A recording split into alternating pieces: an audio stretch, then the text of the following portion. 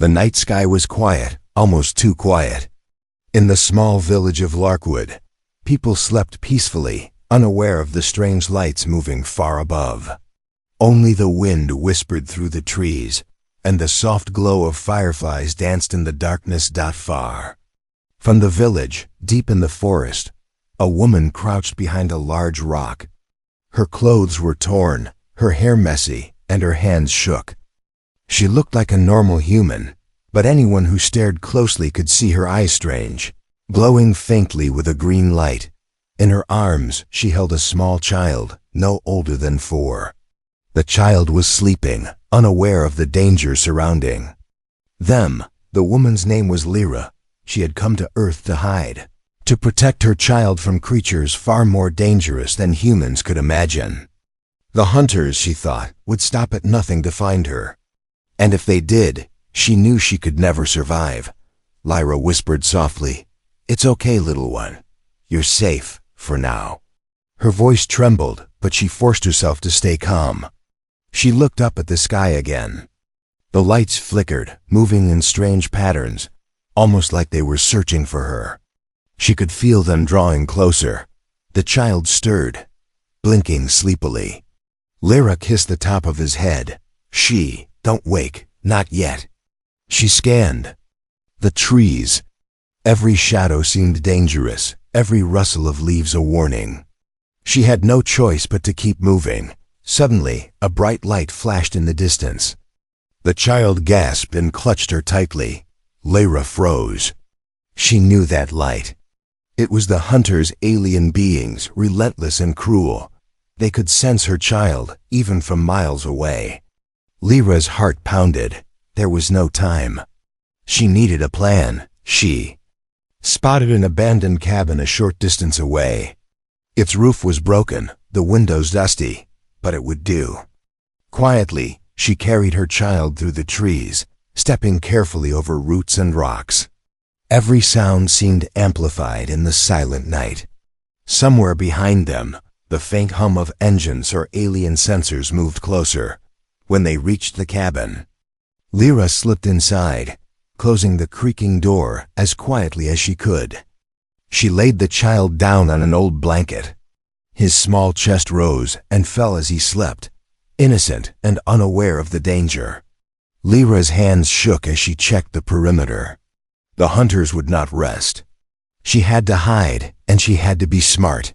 She touched a small pendant around her neck. It glowed softly, reacting to the child's presence. Lyra whispered, "This will protect you, my little one, at least for a while." The glow of the pendant reflected in her eyes, making her look almost ethereal, otherworldly. Suddenly, there was a sound of snapping branch outside. Lyra's body tensed. She held her breath, listening. The wind shifted, and she thought she saw a shadow move past the broken window. The hunters were near. She had to act fast, or they would find her and her child. Lyra pressed herself against the wall and stared at her sleeping child. Her mind raced with plans, none of them perfect. But she knew one thing. She would not let anyone take him. Not now, not ever. The forest outside was dark, dangerous, but it was their only chance. And then, as if the universe understood her fear, a strange glow appeared outside the cabin, a soft green light that seemed to come from the ground itself. Lyra's heart skipped a beat. Was it a warning? Or a sign of hope? She didn't know. All she knew was that her fight to survive and to protect her child had only just begun. The forest was quiet again, but the calm was only an illusion. Shadows stretched unnaturally between the trees, shifting as if alive. Lyra's ears strained for any sound. Every crack of a branch, every rustle of leaves could mean danger. She clutched her child closer, his small body trembling against hers. She had thought the cabin would be safe, a temporary shelter from the relentless hunters. But as the night grew darker, she realized that safety was an illusion. Something was out there watching, waiting. The hunters did not make mistakes, and they did not sleep. A distant hum began. low and vibrating, almost like the earth itself was warning her. Lyra's heart raced. She rose slowly and peered out of the broken window. The moonlight revealed a figure moving between the trees, a silhouette that was not human. Its limbs were too long, too sharp, and its eyes glowed faintly red in the dark. Lyra swallowed hard. Her mind raced, remembering everything she had learned about them. These hunters were not bound by human rules. They could track life, energy, even emotions. Her child's glow, faint and innocent as it was, made him a beacon. And now the hunters were close. The child stirred, rubbing his eyes. Lyra bent down, whispering softly, "Shh. It's okay, my love. Mama's here. Don't wake." She brushed a lock of hair from his forehead, trying to mask her fear. But she knew the hunters could sense fear. It was like a signal to them. Sudden sound broke the tense silence, a branch snapping just outside the cabin door. Lyra froze, her pulse pounding in her ears. Then she saw movement. The hunter's figure pressed against the broken wooden frame, its red eyes scanning the inside. It had found them. Lyra's mind raced. She could not fight them head-on. She was human in appearance, but they were stronger, faster, and smarter. Her only chance was distraction. Her fingers went to a small device hidden in her coat, a gadget from her world, one that could create illusions. She whispered to herself, "This has to work," and pressed the button. Instantly, the room was filled with flickering lights and shadows, forming shapes that twisted and danced. The hunter hissed, recoiling from the confusion, unsure which way to move. Lyra grabbed her child and ducked into the corner, holding her breath. The device had bought them a few precious moments, but she knew it was temporary. The hunters would not give up easily. Her mind turned to desperate plans. If she could only get to the river that ran near the edge of the forest, the hunter's sensors would be less effective in water. But the path was dangerous, and the child was weak. Then, she heard it, a sound that made her blood run cold. Another hunter, closer this time, moving silently across the roof. It had found the cabin, and it was circling them, patient and merciless. Lyra's eyes widened. There was no door or window left to escape safely. Her hand went to the child's blanket, holding him tightly. She whispered, "I can't let them take you. I'll do anything to protect you." Her mind raced. There was only one option left, a trick she had learned from her world, one that humans might never understand. She would make the hunters think she was gone. She would vanish. Lyra took a deep breath and grabbed her coat, setting it on fire. Flames licked the fabric, filling the cabin with smoke. The hunters hissed, confused and enraged. Through the smoke, Lyra carried her child silently to the small trapdoor she had discovered earlier, a hidden escape beneath the floor. As the hunters banged on the cabin walls, Lyra slipped into the darkness below, holding her child close. The smoke burned her eyes, and the heat threatened to give away their position, but she refused to stop. Every second counted.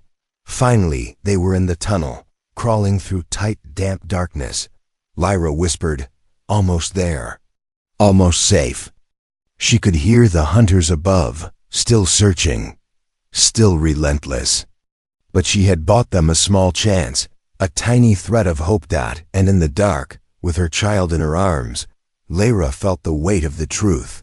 The world was dangerous, and the hunters would never stop.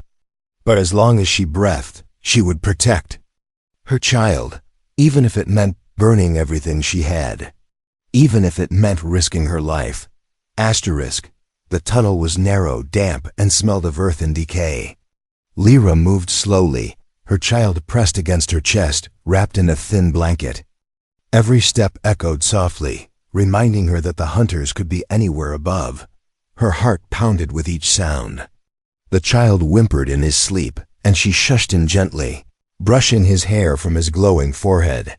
They had been crawling for what felt like hours, but the tunnel seemed endless. Then, faintly, she heard it, a voice. Human, soft, cautious. Hello, is someone there? Lyra froze, her heart leaping. Humans. On Earth, humans were unpredictable. Some were kind. Some were cruel. She had hidden from them for weeks. To trust. One now could mean life. Or death. Please, she whispered to herself. Let them be a friend. The voice came again, closer this time. It belonged to a young man, maybe in his early 20s, dressed in worn jeans and a jacket. His flashlight cut through the darkness, reflecting off the tunnel walls. He froze when he saw her. For a moment, neither moved. The human's eyes widened at the sight of her glowing eyes and the faint shimmer around the child.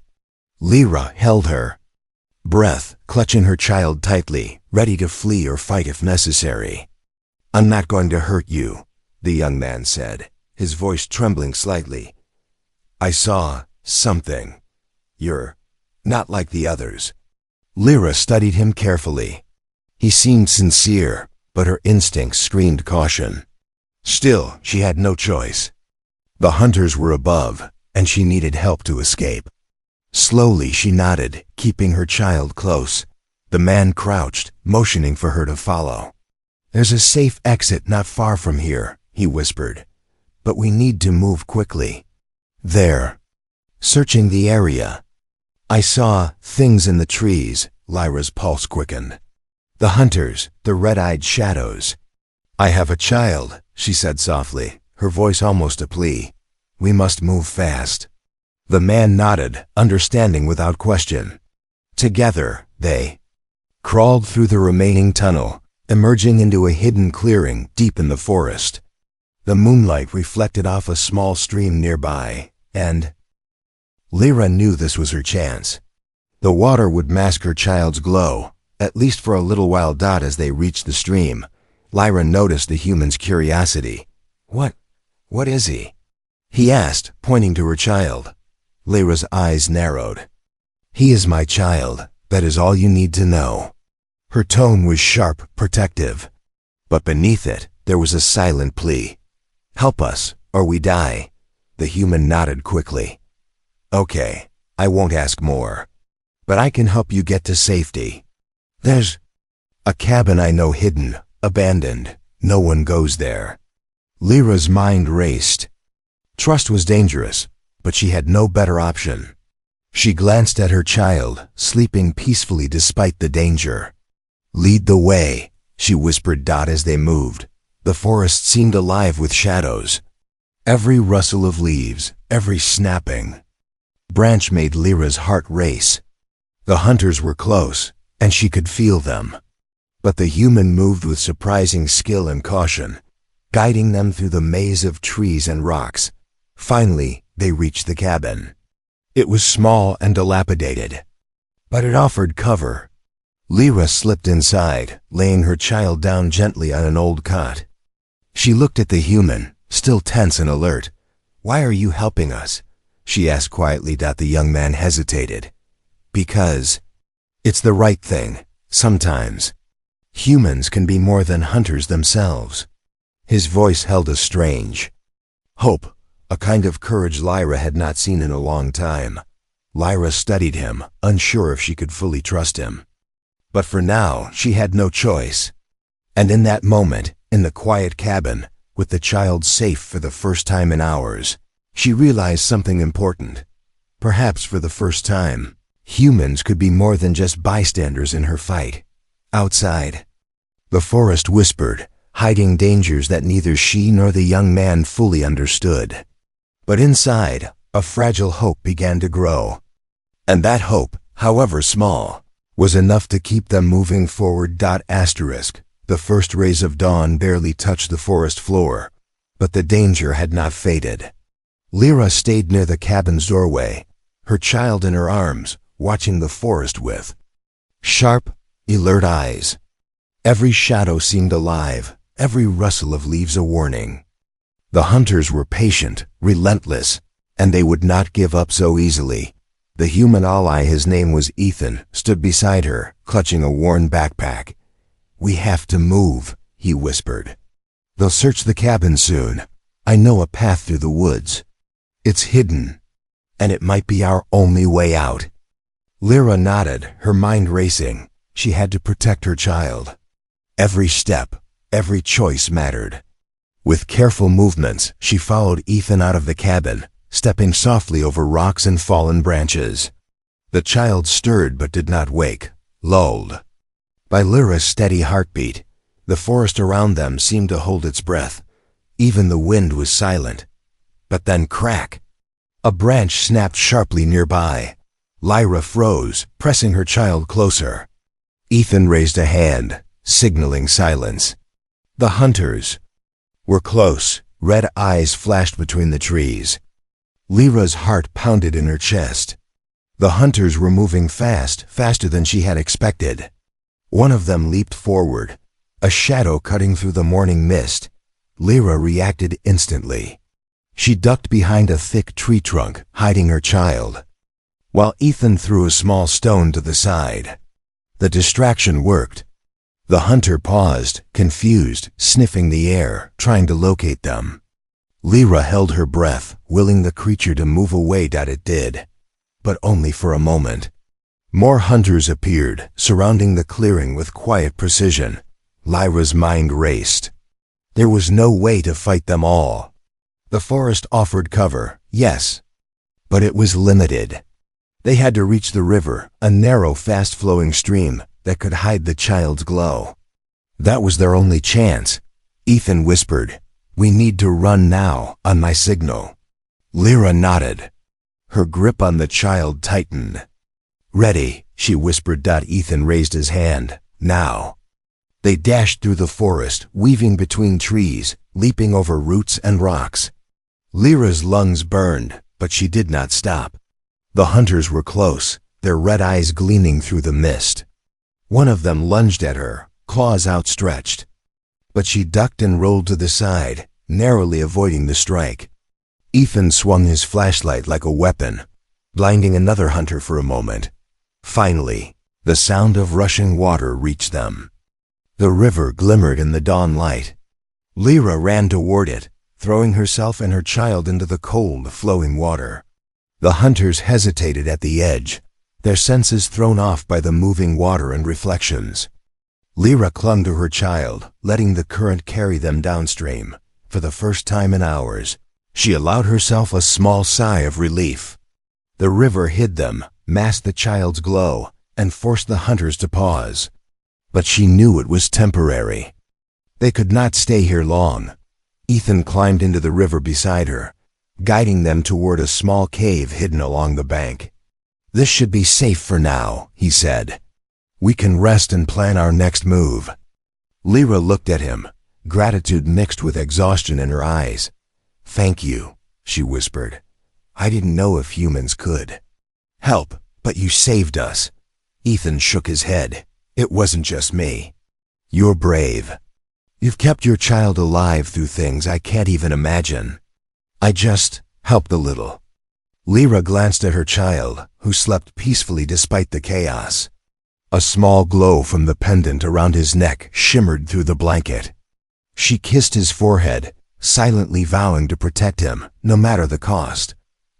Outside, the forest was alive with the distant hum of hunting machines, shadows moving silently. Lyra knew they were not safe yet. The hunters would find another way.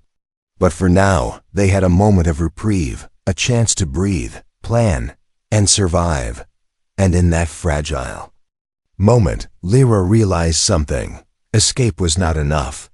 She had to fight, she had to outsmart them, and she had to do it to save her child. Because as long as she breathed, no hunter, no matter how relentless, would take him away.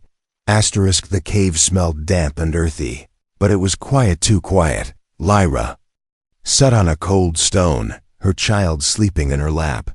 She traced the pendant around his neck with trembling fingers.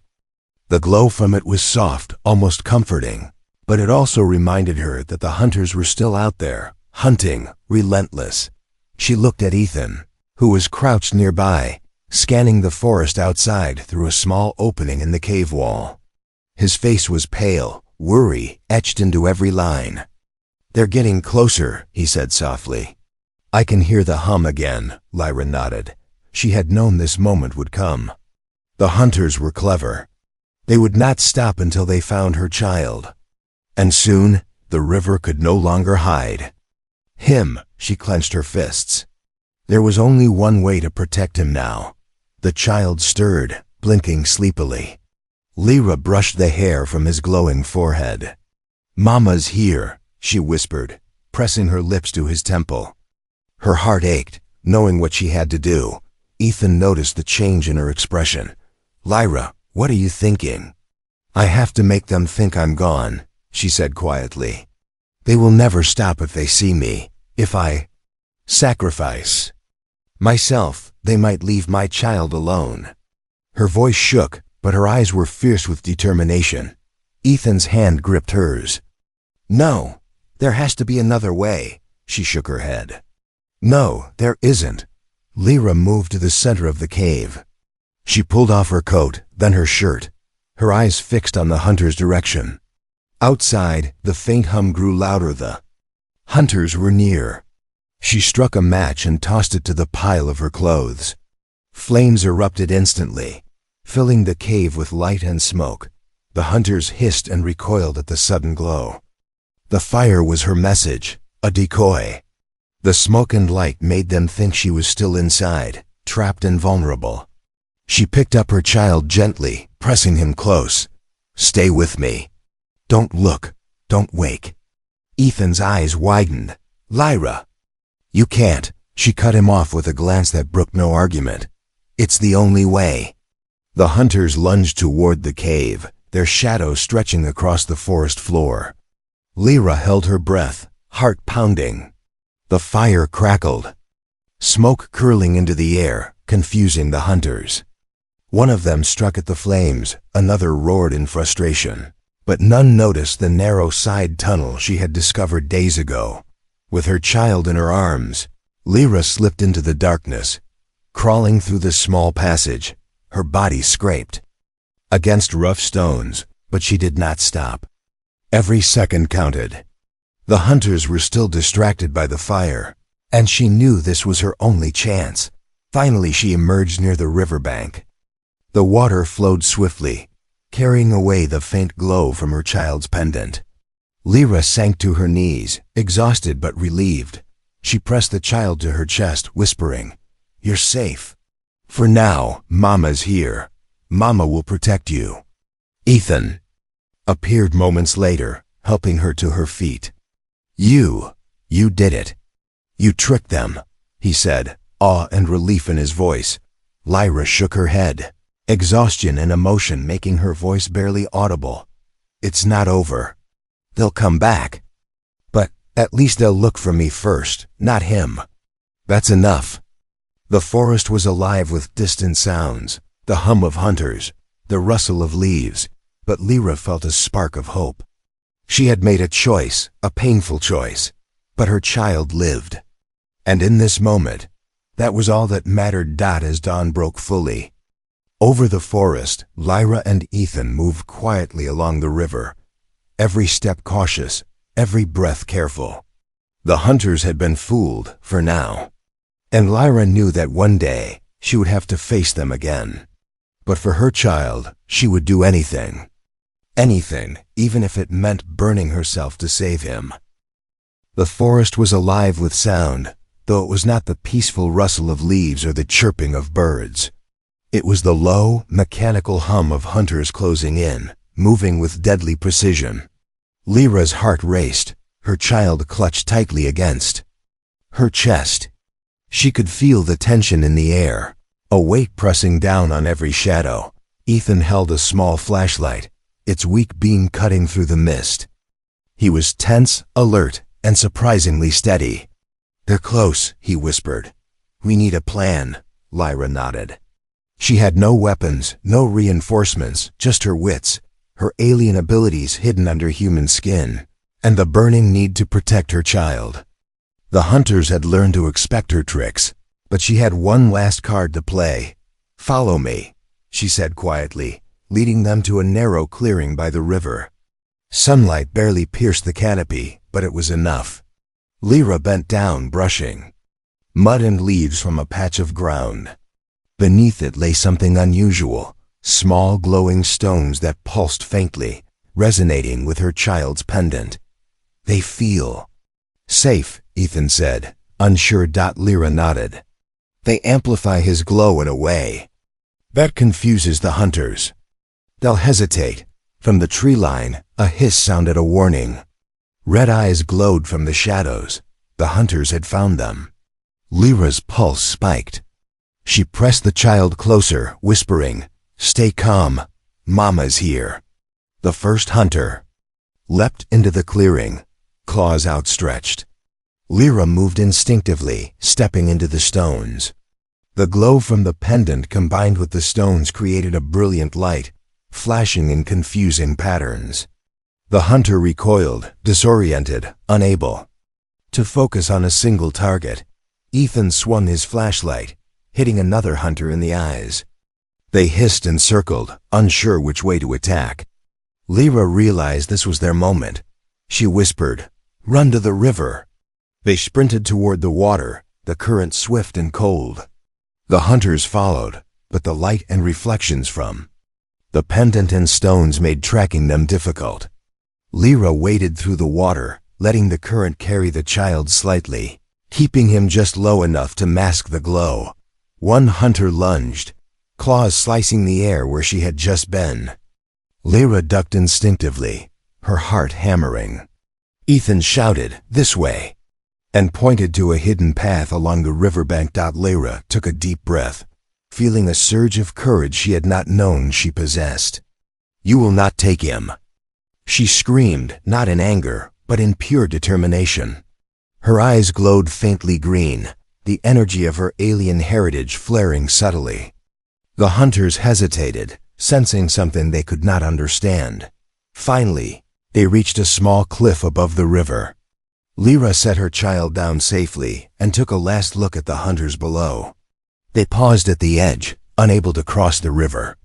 Without risk. Red eyes scanned, hissing in frustration, but the water and light had created a barrier they dared not breach. Ethan breathed heavily beside her. We did it," he said, disbelief and relief mixing in his voice. Lyra knelt beside her child, brushing wet hair from his forehead. "Yes," she whispered, voice trembling, "but this isn't over. They'll come again, always. We have to be ready." The child stirred, sensing her calm despite the chaos. He reached out to touch her face, and she smiled, a mixture of exhaustion and hope. "Mama's here," she said, "always." From the forest, the hunters retreated slowly, their red eyes lingering, but they knew the river was a boundary they could not cross. Lyra watched them disappear into the mist, every muscle tense, ready for anything. For the first time she allowed herself a small breath of relief. They had survived, at least for now. But the fight was not over. Somewhere beyond the trees, the hunters waited, and Lyra knew with every fiber of her being that she would face them again to protect her child, because nothing, no alien hunter, no danger could take him away. Not while she still drew breath. The forest was quiet now, but it was not peace. The early morning mist clung to the trees like a soft blanket, and the river flowed calmly, hiding the traces of their escape. Lyra stood at the edge of the water, her child in her arms, staring at the horizon. The hunters had retreated for now, but their threat lingered like a shadow over every tree. Ethan sat nearby on a fallen log, watching them. You did it," he said slowly, almost in disbelief. "I didn't think anyone could survive them." Lyra shook her head. "It wasn't just me. It was him," she said, gently tapping the child's small shoulder. "And it was humans too, like you." Her voice softened, a hint of wonder in her eyes. "Sometimes humans surprise you. Sometimes they show courage that even we, aliens, can't always understand." Ethan blinked, touched by her words. "I just did what anyone should do," he said. "Helped when it mattered most." The child stirred, blinking. Up at Lyra, His glowing eyes were faint, almost like a reflection of the early sun, but still unique, something that marked him as extraordinary. Lyra brushed his hair from his forehead. "You're safe, little one. For now we can rest, but you have to be strong. One day, the hunters might return, but we will face them together." Lyra looked at Ethan again. "I didn't expect to trust a human, but you've given us hope. Hope that humanity can be more than it seems. That humans can choose to protect rather than destroy." Ethan smiled, a little shyly. "I think maybe humans are meant to do great things. Sometimes we just need a reason to try." Lyra nodded, feeling a rare lightness in her chest. They had survived the impossible. The hunters were out there, relentless as ever, but the child was safe. And that was enough for now. She turned to the river, watching the sunlight dance on the water. "The world is dangerous," she said softly, "but it is also full of moments like this. Moments where we see the best of each other. That is what will protect us. That is what will make my child's future possible." The child yawned and snuggled against her chest. Lyra hugged him close, feeling the warmth of his small body. "You're human too, in a way," she whispered, "and part of both worlds. Now, that makes you special. And I will do everything to make sure you live to see both." Ethan stood and extended a hand to Lyra. "Come on, let's move to the cabin I told you about. You can rest properly there. It's hidden and safe, at least for now." Lyra hesitated for a moment, then took his hand.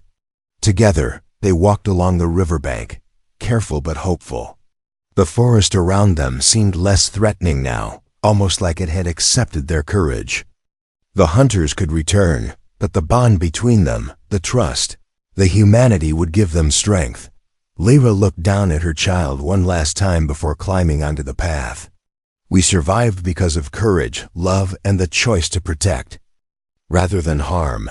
That is what makes humans remarkable." Ethan glanced at her, understanding. "And you," he said quietly, "are remarkable too." Lyra smiled faintly, her heart lighter than it had been in days. The child stirred and laughed softly, the first sound of pure joy in a long while. It was fragile, small, but it was life. And for Lyra, that was enough to keep going. As they disappeared into the trees, the forest whispered around them. Shadows remained, and danger still lingered. But for the first time, Lyra believed in something greater, that humans, imperfect, fragile, unpredictable humans, could be a force for hope. That humanity could stand with courage, love, and sacrifice. And in that belief, she found a promise. A promise that no matter the darkness ahead, they would survive. Together.